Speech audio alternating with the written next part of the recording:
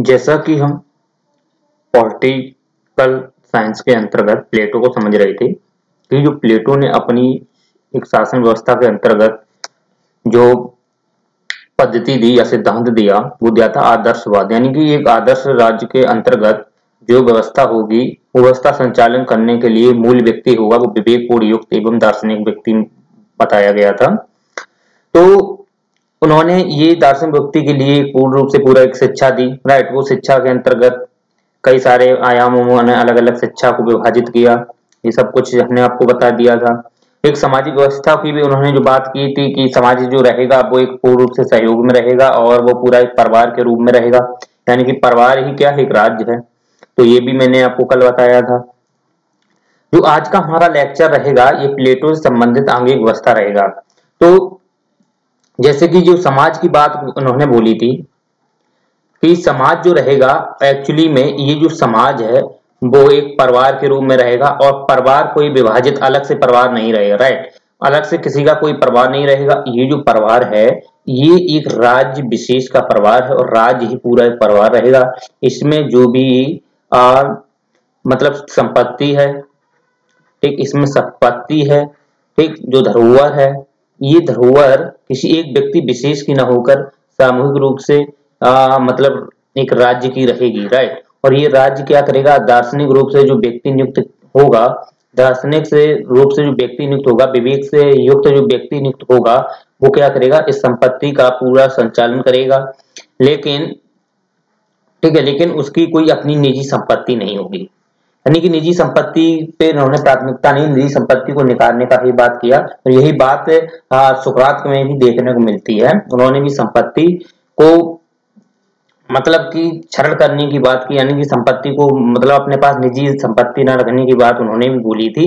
और यही बात जो है वो प्लेटो ने भी यही बात दोहराई।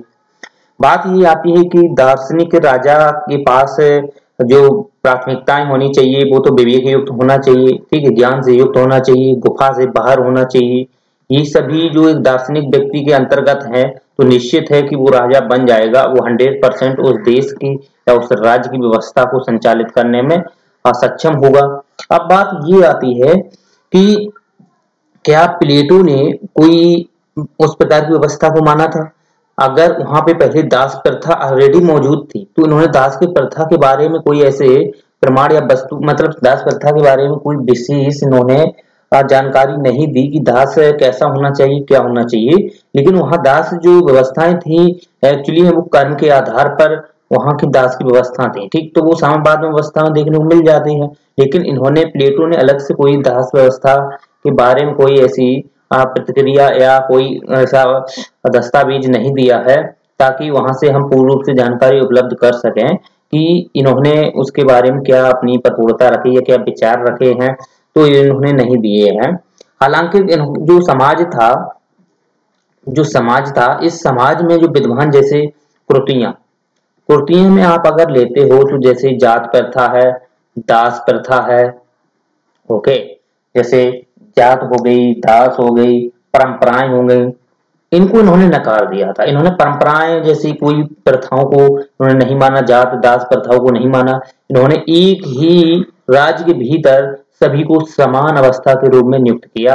लेकिन सभी का मतलब एक अपना एक कर्तव्य होगा कि जो उसे कर्तव्य दिए गए हैं, जो उसे उस अपने एक वर्क के लिए जो नियम कानून जो उन्होंने निर्धारित किए हैं, एक्चुअली कानून व्यवस्था तो नहीं थी, संविधान को तो नहीं माना इन्होंने, लेकिन न्याय हेतु एक उन्होंने एक पूरा एक वर्गीकरण किया था जो मतलब राज्य विशेष के अंतर्गत, जैसे कि राज्य है तो राज्य में अलग अलग इन्होंने जो पार्ट विभाजित किए थे, दार्शनिक और इसी में संरक्षक वर्ग था और इसके अंतर्गत उत्पादक वर्ग था। तो ये जो दो हैं व्यक्ति ये मुख्य माने गए हैं क्योंकि ये संरक्षक है तो राजा की सुरक्षा कौन करेगा तो संरक्षक ही। लेकिन ये विवेकपूर्ण होगा और ये विवेकपूर्ण है तो ये इसके जो कानून है वो सर्वोपरि होंगे, यानी कि ये अपनी तरफ से, यानी कि विवेकपूर्ण व्यक्ति है अगर ये कोई चीज लागू करता है तो वो मान्य होंगे। क्योंकि बात यहाँ पे आती है कि इन्होंने देखा जाए तो कोई अध्यादेश या कोई अलग से कोई कानून व्यवस्था को नहीं माना है, ऐसा कोई कानून व्यवस्था को नहीं माना है। अगर ये कोई कानून व्यवस्था है तो इससे ऊपर राजा को यानी कि विवेक को रखा हुआ है, इन्होंने भी ऊपर विवेक को रखा है। और विवेक जब ऊपर है तो 100% है कि वो राजा द्वारा एक विवेक पूर्ण युक्त कोई वर्क करेगा तो वो राजा ही माना जाएगा। तो अध्यादेश कानून जैसी कोई व्यवस्था है तो व्यवस्था से ऊपर उन्होंने किसे रखा है, विवेक को रखा है। तो विवेक क्या है, एक सर्वोपरि, और सर्वोपरि जो मूल एक सद्गुण है ये, ठीक, ये मूल सद्गुण है मान लो, ठीक। तो ये जो मूल्य है विवेक क्या है, एक सद्गुणी मूल्य है। और ये जो मूल्य है ये एक्चुअली में जब राजा को प्राप्त होगा तो राजा अपने धर्म से न्याय प्रिय वर्क करेगा। तो उसे क्या जरूरत है, मतलब अध्यादेश वगैरह तो मान लो चालू बोल करेगा ही, ठीक है। लेकिन ये जो रहेंगे कानून व्यवस्था ये सब रहेगी, ये किससे रहेगी, विवेक से नीचे रहेगी। क्योंकि विवेक से युक्त व्यक्ति है तो विवेक जब अपनी तरफ से वो काम करेंगे वो, तो उससे नीचे ये कानून व्यवस्था है, अध्यादेश है, ये क्या है, सब उनके नीचे ही रहेंगे। तो ये बात इन्होंने बोली थी। ओके, तो इस वजह से इन्होंने किसी भी अपनी जैसे रिपब्लिक है तो रिपब्लिक में उन्होंने संविधान को नहीं माना है, कोई विधि को नहीं माना है, ठीक। इन सभी से ऊपर विवेक रखा है इन्होंने कि विवेक ही सब कुछ है। तो विवेक को और न्याय को इन्होंने सबसे ज्यादा बल दिया। दो चीजों पर इन्होंने बहुत ही बल दिया है, विवेक को बल दिया है और न्याय को बल दिया है। और समाज में इन्होंने जो अलग अलग जो कैटेगरी की है तो वो कैटेगरी एक बाहरी भी की है, एक आंतरिक भी की है। तो इनमें दोनों में बीच में एक क्या रहेगा, समरसता रहेगी, जिसकी वजह से जो राज्य है वो पूर्ण रूप से न्यायप्रिय संचालित रहेगा। और इसके लिए उन्होंने जो संपत्ति है, ठीक है, संपत्ति है, और संपत्ति को इन्होंने क्या किया है, सामूहिक यानी कि पूरा जो राज्य के अंतर्गत रखी जाएगी, किसी व्यक्ति विशेष निजी नहीं रहेगी। लेकिन उत्पादक वर्ग है उस वर्ग को अधिकार है कि वो अपना परिवार रख सकता है, ठीक, या अपना परिवार रखने की बात कही है। लेकिन संरक्षक वर्ग और राजा ऐसा कोई अपनी संपत्ति या बीवी पत्नी इसका सामवाद करेगा। यानी कि सामवाद का मतलब है वहां पे मिलजुल कर सभी की रहेंगी, मतलब अपनी निजी कोई संपत्ति या पत्नी नहीं रहेगी। इस प्रकार की बात इन्होंने बोली थी। उत्पादक वर्ग की अपनी निजी संपत्ति, क्योंकि उत्पादक वर्ग है खुद मेहनत करता है, काम करता है, तो इसकी जो अपनी संपत्ति है निजी रहेगी, राइट, इसका अपना परिवार रख सकता है। तो ये बातें जो बोली हैं इनकी वजह से भी इनकी आलोचना होती है। इतनी बातें स्पष्ट हो गई, ठीक है। अब बात यहाँ आती है कि इन्होंने ये जो प्राथमिकताएं रखी, जो बातें अपने विचरण रखे, क्या ये लागू हुए कि नहीं हुए। ये वैसे इनकी जो व्यवस्था थी, ये व्यवस्था इन्होंने अपनी को मतलब एक कल्पना लो की व्यवस्था को सोच के रखा था कि ऐसा होगा, और इन्होंने दस्तावेज तैयार किए थे। लेकिन पूर्ण रूप से ये वहां लागू नहीं हुए, क्योंकि वहां पे जो व्यवस्थाएं थी वो लोकतांत्रिक व्यवस्थाएं थी, ठीक है। वहां पे लोकतंत्र में सभी को मत नहीं था, एक प्रकार की गणतंत्र व्यवस्था ही समझ लो वहां पर स्थित थी। तो बात ये आती है कि इनके जो मतलब नियम थे, व्यवस्थाएं थी, इन्होंने दस्तावेज में तैयार करके रखी थी।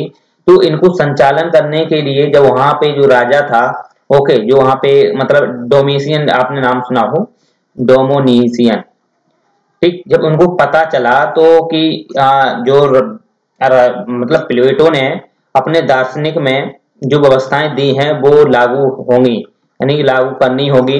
तो इस वजह से वहां का जो राजा था उनको लगा कि मेरी गद्दी छीन जाएगी, क्योंकि वो इतना दार्शनिक नहीं था, ठीक, क्योंकि वो कहा जाए तो वहां पे गणतंत्र व्यवस्था यानी लोकतंत्र व्यवस्था पर थी। तो उसने क्या काम किया, इनको प्लेटो को बेच दिया। और जब बेच दिया तो इन्होंने फिर क्या किया, प्लेटो ने अपनी व्यवस्था जो अपनी एक दार्शनिक व्यवस्था थी इसमें थोड़ा परिवर्तन किया। और वो परिवर्तन क्या किया कि इसी जो दार्शनिक व्यवस्था है यानी कि आदर्श राज्य के अंतर्गत जैसे कि कानून व्यवस्था है, इन वगैरह को नहीं माना है, तो फिर इन्होंने इसको उलट कर दिया। तो फिर इनकी बुक आती है विधि कानून यानी विधि व्यवस्था, यानी लॉज, जो रूल्स हैं, विधि व्यवस्था का एक है, यानी कि विधि का नियम, ठीक। तो इसके अंतर्गत इन्होंने अपनी जो व्यवस्था थी उसमें थोड़ा एक्सचेंज किया। वो कैसे किया, इन्होंने संविधानवाद को माना, फिर संविधान को माना, यानी कि कोई व्यवस्था अगर है, ठीक, जिस राज्य में कोई व्यवस्था है तो वो व्यवस्था संविधान द्वारा संचालित होगी, ठीक। जो विधि लॉज है उसके तहत इन्होंने जो बोला कि संविधान है, संविधान में जो वहां की व्यवस्था है जो वहां की राजनगर हैं, उसकी व्यवस्थाएं हैं, शासन व्यवस्थाएं हैं, वो संविधान के माध्यम से संचालित होंगी। ओके, पहली बात तो इन्होंने ये स्पष्ट की। दूसरी बात की, जो संपत्ति थी, इस संपत्ति को इन्होंने नकार दिया था। ओके, तो इसको अब क्या किया इन्होंने, संपत्ति को भी रखा।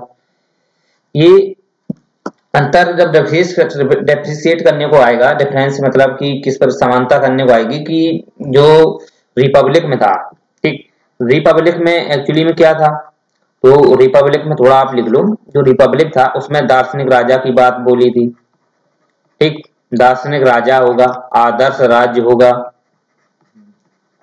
ठीक, शिक्षा को इन्होंने रखा, शिक्षा को रखा, साम्यवाद को रखा,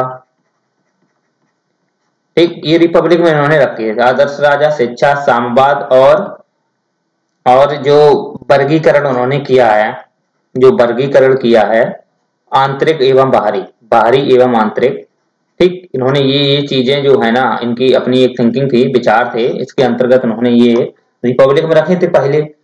और यही जो है परिवर्तन इन्होंने इसमें क्या किया कि इन्होंने संपत्ति को हटा दिया था, परिवार को यहां से हटा दिया था, समाज को रखा था, वो भी एक परिवार था बड़ा सा। वो परिवार कैसा था, राज्य का पूरा एक परिवार, राज्य को ही परिवार माना इन्होंने, राइट। तो अब इसमें इन्होंने थोड़ा अंतर क्या किया, यहाँ पे इन्होंने व्यक्ति पर बल दिया, क्योंकि यहाँ पर व्यक्ति पर बल नहीं था, यहाँ पर व्यक्ति पर बल नहीं था। दार्शनिक राजा जरूर था, ये जरूर था, लेकिन यहाँ पर व्यक्ति पर बल नहीं था, आप समझ सकते हो। यानी कि व्यक्ति के अपने नियम कानून नहीं होंगे, ये व्यक्ति की बात है, यानी कि व्यक्ति को पूर्ण रूप से स्वतंत्रता नहीं है, ये व्यक्ति की बात है। व्यक्ति पूर्ण रूप से हर काम करने के लिए सुनिश्चित नहीं कर सकता, हर काम के लिए अपने आप में कार्य नहीं कर सकता है, लेकिन जो इसमें जो था, जो प्रकृति द्वारा नियम बनाए गए, प्रकृति द्वारा जो निर्धारित मानदंड दिए गए हैं, वो एक्चुअली में क्या है, उनको फॉलो करना पड़ेगा। जैसे शासन राजा बनेगा, आदर्श राज्य, शिक्षा, साम्यवाद, ये सब इन्होंने प्रकृति को इन्होंने माना कि प्रकृति की देन है और इनको फॉलो करना आवश्यक है हर व्यक्ति के लिए, राइट। लेकिन इधर जो बात आई, इन्होंने इसमें ठीक है व्यक्ति पर बल दिया, व्यक्ति इंडिविजुअल यानी व्यक्तिगत पे बल दिया इन्होंने, यानी कि व्यक्तिगत का मतलब यही है कि व्यक्ति अपने आप में सुनिश्चित है कोई भी कृत करने के लिए, ठीक, स्वतंत्र है वो। ओके, वो अपने अकॉर्डिंग कोई भी स्वेच्छा से डिसीजन ले सकता है, हर काम कर सकता है। तो ये व्यक्तिगत विषय में इन्होंने बात दी, ठीक। और भी इन्होंने बोला कि सामाजिक अभियांत्रिकी, एक मिनट, सॉरी,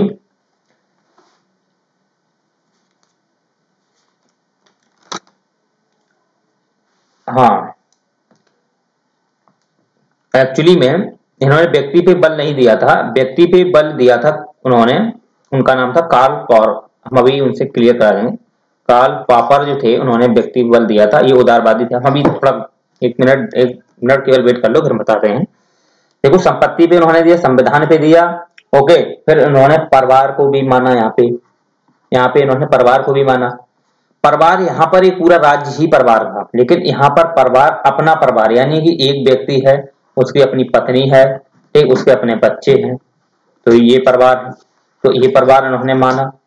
जबकि इसमें जो था पूरा राज्य ही एक पूरा परिवार था, राज्य ही पूरा क्या था, पूरा एक राज्य ही परिवार था, लेकिन इसमें पूरा राज्य परिवार नहीं है, इसमें एक व्यक्ति का अपना एक परिवार है, और ये परिवार जो रहेगा वो उसके लिए फिर इन्होंने संपत्ति की भी बात कही। तो ये विधि लॉज व्यवस्था इन्होंने दी है, ठीक है, अपनी पुस्तक में लिखी है। इनकी जो एक रिपब्लिक है, विधि व्यवस्था पुस्तक है, विधि लॉज पुस्तक है, उसके अंतर्गत इन्होंने ये प्राथमिकता या ये विचार रखे। ओके, तो विधि के अंतर्गत, तो विधि तो मैंने आपको बता ही दिया कि विधि कानून व्यवस्थाएं रखी, संविधान, उसके लिए संविधान इन्होंने बात की, संपत्ति, परिवार, सब कुछ रखा। लेकिन ये इन्होंने विधि व्यवस्था के अंतर रखा, लेकिन ये बदला इसलिए था कि वहां पर देखा जाए जो व्यवस्थाएं थी, तो इनके जो एक ये तो अपने एक विचार थे, ओके, ये तो अपने उनके विचार थे कि ऐसा होना चाहिए, ओके। लेकिन बात ये आती है कि जब इनको वहां पे एक साधन के रूप में लागू करने का प्रयास किया, तो वहां की जो व्यवस्थाएं थी, जो राजा वहां काम करते थे, लोकतंत्र व्यवस्थाएं थी, तो वो भड़क गए तो उनको बेच दिया फिर, और जब बेच दिया तो इनको फिर मजबूर होकर इसमें परिवर्तन करना पड़ा। ठीक, तो आप ये चीजें बोल सकते हो कि इन्होंने संविधान को, संपत्ति को ये बाद में रखा है, लेकिन पहले इन्होंने इन चीजों को प्राथमिकताएं दी है।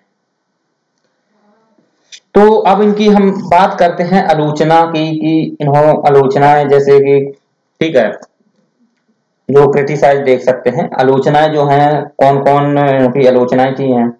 वैसे तो जब ये कहीं जाते थे तो क्वेश्चन करते थे, अपने दोस्तों के साथ भी क्वेश्चन करते थे। उसमें इनके कई सारे दोस्त थे, जैसे कि लेफलस लेफलस इनका एक दोस्त था, पॉलीमार्कस भी था, थ्रेसीमैक्स भी था, और इसी में ग्लूकॉन। ऐसे ये चार इनके दोस्त थे, इनसे ये न्याय के बारे में पूछते रहते थे। ठीक है, तो न्याय क्या है, जस्टिस क्या है, इनके बारे में पूछते रहते थे। तो दोस्तों से इनका डिसीजन मतलब डिस्कशन चलता रहता था। तो अब बात हम इनकी करते हैं कि इनकी जो आलोचना है वो क्या है। तो आलोचना की अगर हम बात करें, क्रिटिसाइज यानी कि आलोचना, आलोचना इनकी जो थी, सबसे ज्यादा आलोचना इनकी उदारवादी ने की है। उदारवादी जो थे उन्होंने आलोचना की है। एक्चुअली में देखा जाए तो उदारवादी ये जो थे, ये तो 18वीं शताब्दी के करीब आप आए हैं। ठीक, ये 18वीं शताब्दी नहीं, ये आधुनिक ही थे। ठीक, ये कैसे थे, आधुनिक थे। और इनकी जो बातें थी प्लेटो की, ये लगभग में 2-2.5 हजार पहले की बातें हैं। प्लेटो की 2000 वर्ष पुरानी बातें हैं। और ये इन्होंने जो उदारवादी हैं ये तो अभी आए थे। ओके, तो इन्होंने इनकी आलोचना ये की, कार्ल पापर हैं जैसे, इन्होंने आलोचना की। काफी जैसे सेबाइन है, वार्कर हैं, इन्होंने इनकी आलोचनाएं तो नहीं की। एक्चुअली में उन्होंने तो उनकी बातें बोली हैं कि जैसे कि आदर्श राज्य के बारे में कि अलग अलग वर्गीकरण किया है, तो सेबाइन ने आलोचना नहीं की है उनकी। एक्चुअली उन्होंने तो यही बोला है कि जो उनका आदर्श विभाजन है वो विश्लेषण है। ठीक है, जो वहां की व्यवस्था का विभाजन है, जैसे कि अलग अलग वर्गीकरण में था। ओके, तो ये तो उन्होंने आलोचना नहीं थी उनकी। ये तो उन्होंने जो उनके एक व्यवस्थाएं थी, उनका चिंतन था, उस चिंतन को उन्होंने इस प्रकार के मतलब अभिव्यक्त करने का प्रयास किया था कि व्यवस्था प्लेटो की इस प्रकार की है। लेकिन आलोचना जो थी वो उदारवादियों ने की है। उदारवादी जो अक्सर मानते हैं वो तो व्यक्तिगत मानते हैं, यानी कि इंडिविजुअल, यानी कि व्यक्ति को केंद्र में रखते हैं। व्यक्ति को किसमें रखते हैं, केंद्र में रखते हैं। और व्यक्ति को केंद्र में रखकर जितने भी उत्तरदायित्व तो हैं व्यक्ति के, वो सभी क्या है, अपने करते हैं वो। ओके, जबकि प्लेटो जो था उसने एक्चुअली में व्यक्ति को महत्व नहीं दिया, उसने महत्व दिया किसको पता है, उसने महत्व दिया राज्य को। राज्य ही सब कुछ करेगा, और राज्य के लिए एक आदर्श व्यक्ति होना चाहिए। हर व्यक्ति नहीं होना चाहिए, एक व्यक्ति को इन्होंने बात बोली, और हर व्यक्ति नहीं होना चाहिए, विवेक होना चाहिए, और वो विवेक से युक्त होना चाहिए। और विवेक को सबसे ऊपर रखा इन्होंने, संविधान को भी नहीं माना, सबसे संविधान से ऊपर भी इनको विवेक को ही रखा। ओके, तो हर व्यक्ति को इन्होंने बात नहीं कही है। इन्होंने जो शिक्षा के माध्यम से जो व्यक्ति पास होके जाएगा उसको इन्होंने बल दिया था कि ये उस राज्य का संचालन करता होगा और देश की, वहां की राज्य की व्यवस्था को मतलब रेगुलेट करेगा।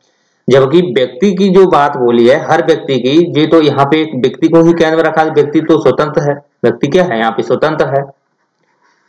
तो इन्होंने इनको क्या सबसे ज्यादा बल दिया है, इन्होंने उदारवादियों ने तो व्यक्ति को ही बल दिया है।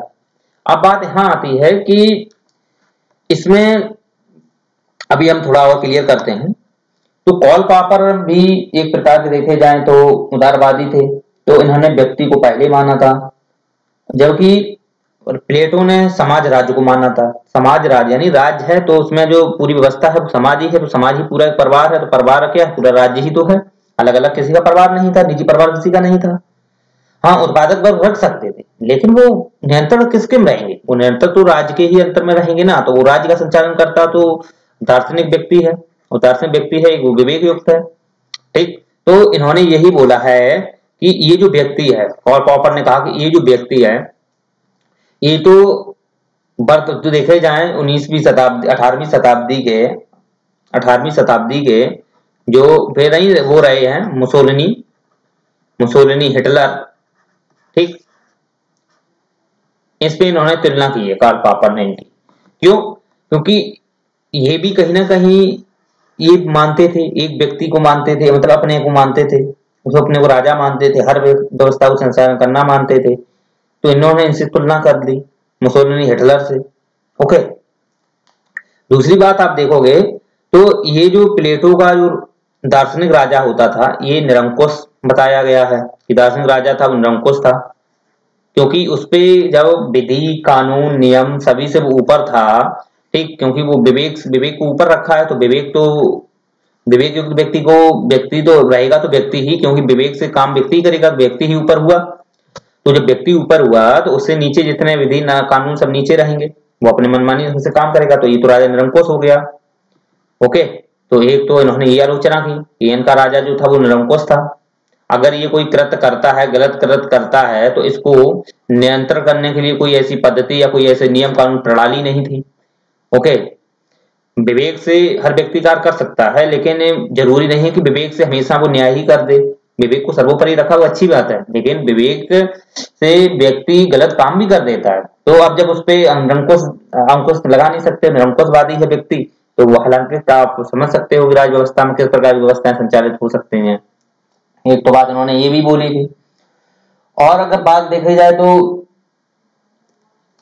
देखा जाए तो इन्होंने एक बात और बोली कि इन्होंने जब लोकतंत्र की व्यवस्था को भी समाप्त किया, क्योंकि यहाँ पे लोकतांत्रिक व्यवस्था थी, तो लोकतांत्रिक व्यवस्था को तो उन्होंने समाप्त ही किया। राइट, लोकतांत्रिक व्यवस्था थी वहां पे तो उनको समाप्त किया, जबकि उदारवादी है लोकतांत्रिक व्यवस्था को मानते हैं, व्यक्ति स्वतंत्रता को मानते हैं, ये नहीं मानते हैं। ओके, दूसरी बात है कि इन्होंने देखा जाए, कार्ल पॉपर ने सामाजिक अभियांत्रिकी के बारे में, इंजीनियरिंग है, जानकारी है, इनके बारे में जांच करना, उनके मतलब कि उनको एक्सचेंज करना या उसमें कोई रिपेयर करना, इस प्रकार की बातें इन्होंने बोली कार्ल पॉपर ने, जबकि ऐसी बातें इनके में नहीं देखने को मिलती हैं प्लेटो के। तो ये कुछ आलोचनाएं हैं इनकी, आप देख सकते हो। और जो लेविंसन है, लेविंसन ने एक बात बोली है, अच्छी बात है, लेविंसन ने एक बात बोली है कि इंसान अपनी एक चिंतन है, जो चिंतन है वो वहां की परिस्थिति के अनुसार परिवर्तित होता है। इसका अर्थ ये हुआ कि इन्होंने लोकतांत्रिक व्यवस्था को क्यों नहीं माना कि वहां पर एक प्रकार की वहां की जो लोकतांत्रिक व्यवस्था थी वो लोकतांत्रिक नहीं थी पूर्ण रूप से। दूसरी बात है कि वहां पर जो समाज था वो सभ्य समाज नहीं था, इतना त्रुटियों से युक्त था, परंपराएं थी, प्रथाएं थी, सब कुछ थी, दास प्रथा थी। ओके, तो इन चीजों को नकारने के लिए वहां की लोकतांत्रिक व्यवस्था थी पूर्ण रूप से योग्य नहीं थी।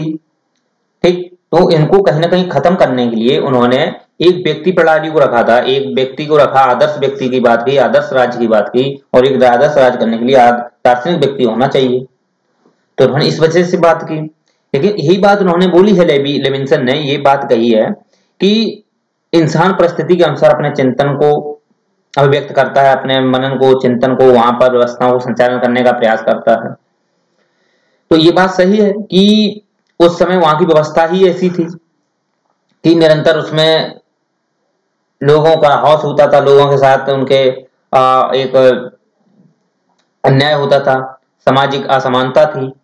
ठीक, तो इनको दूर करने के लिए, भ्रष्टाचार को खत्म करने के लिए उन्होंने एक प्रणाली को केवल कर दिया, दार्शनिक राजा होगा, वही उसके पूरा एक परिवार ही पूरा राज्य है और अपने अपने सभी के काम होंगे। तो उन्होंने इस प्रकार की व्यवस्था दे दी थी। तो इनकी आलोचना इसी वजह से होती है। तो लेविंसन तो एक प्रकार के एक व्यक्ति थे, इन्होंने तो यही बोला है कि जो प्लेटो ने अपनी व्यवस्था को संचालित किया, व्यवस्था को वहां पे अपनी चिंतन के माध्यम से जो प्रयास करने मतलब किया है, तो यही कहा है कि प्लेट जो उनकी परिस्थितियां हैं, तो उनके वजह से ये चीजें थिंकिंग आती है कि हर मनुष्य अपनी परिस्थिति में गुजरता है तो उस हिसाब से अपनी व्यवस्था को रखता है, विचार रखता है। तो इनके भी विचार ऐसे ही थे। ठीक, अब निरंतर आधुनिक में 2000 साल से अब देखो तो परिवर्तन आ गया है, तो उस हिसाब से लोकतांत्रिक व्यवस्था का प्रचलन है। बात समझते हो?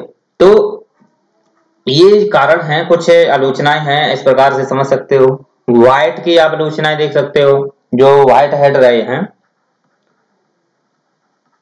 ठीक, व्हाइट हेड ने देखो ये बोला है कि पूरा पश्चिमी चिंतन प्लेटो के विचारों पर ही लिखी गई टिप्पणी है, यानी कि प्लेटो के विचारों पर लिखी गई टिप्पणी। इसका अर्थ ये हुआ कि पश्चिमी जो चिंतन है वो प्लेटो की लिखी गई पूरी एक टिप्पणी है, यानी कि प्लेटो ने जो अपनी व्यवस्था दी, एक पश्चिमी चिंतन ने पूरी व्यवस्था को क्या कर दिया, खारिज। क्योंकि ये जो क्योंकि पश्चिमी चिंतन है उदारवादी है, उदारवादी आदर्शवाद को मानता है, लेकिन ये व्यक्ति विशेष को महत्व देता है ना। जबकि प्लेटो थे, उन्होंने तो ऐसा नहीं दिया था, उन्होंने तो आदर्श राज एक व्यक्ति को दिया था, दार्शनिक को दिया था। ओके, वो व्यवस्था संचालित करेगा। तो ये क्या है, पूरी एक टिप्पणी है। इसका मतलब ये हुआ कि पूरा पश्चिमी चिंतन प्लेटो के विचारों पर टिप्पणी है, लिखी गई टिप्पणी है। यानी कि प्लेटो ने जो विचार दिए हैं इस पे पूरा का पूरा वहां का जो चिंतन है उसने इसकी टिप्पणी कर दी प्लेटो की। तो आप ये समझ सकते हो कि इनकी आलोचनाएं हुई हैं वो, लेकिन 2000 साल के बाद ही हुई है। इससे पहले कोई जो बहुत सारे और भी दार्शनिक रहे हैं, उन्होंने इस प्रकार की कोई आलोचना ज्यादा नहीं की है। अभी वर्तमान में देखा जाए तो आधुनिक काल में ही इनकी आलोचनाएं हुई हैं, राइट। तो समझ सकते हो कि इनकी जो व्यवस्था थी किस प्रकार की थी और इन्होंने किस प्रकार से अपने जीवन में नैतिक मूल्यों को प्राथमिकता दी, ठीक, ज्ञान को प्राथमिकता दी और शिक्षा के माध्यम से दार्शनिक राजा को भी इन्होंने प्राथमिकता दी। इस प्रकार से आप समझ सकते हो। तो आज का हमारा जो प्लेटो था इतना ही है, और उम्मीद है कि प्लेटो का जो एक दार्शनिक राज्य, आदर्शवादी राज्य है, वो आपको समझ में आया होगा, उम्मीद करते हैं। चलिए, ओके।